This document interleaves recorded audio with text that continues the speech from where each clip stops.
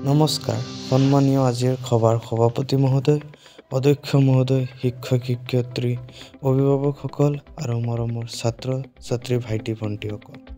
পোনপ্ৰথমে মই মোৰ তৰফৰ পৰা গণতন্ত্ৰ দিৱসৰ আন্তৰিক শুভেচ্ছা জ্ঞাপন কৰিছোঁ।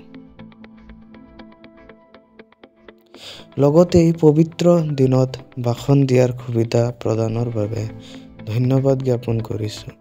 আজি আমাৰ ৭৬তম গণতন্ত্ৰ দিৱস উদযাপন কৰিবলৈ একত্ৰিত হৈছোঁ। আজিৰ দিনটো ভাৰতবৰ্ষৰ ইতিহাসত এক গুৰুত্বপূৰ্ণ দিন।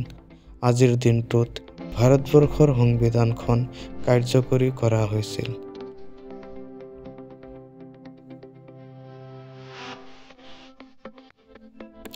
গণতন্ত্ৰ দিৱসৰ মুখ্য সমাৰোহ দিল্লীৰ লগতে সমগ্ৰ ৰাজ্যসমূহত উদযাপন কৰা হয়।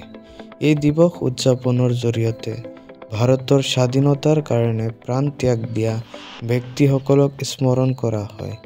কেৱল এইখিনিয়ে নহয়, দেশৰ নাগৰিক হিচাপে আমাৰ কিছুমান দায়িত্ব আৰু কৰ্তব্য আছে।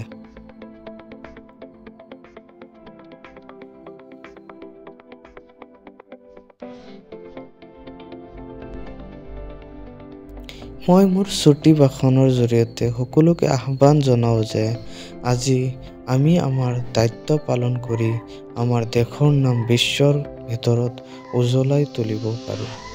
জয় হিন্দ, জয় ভাৰত।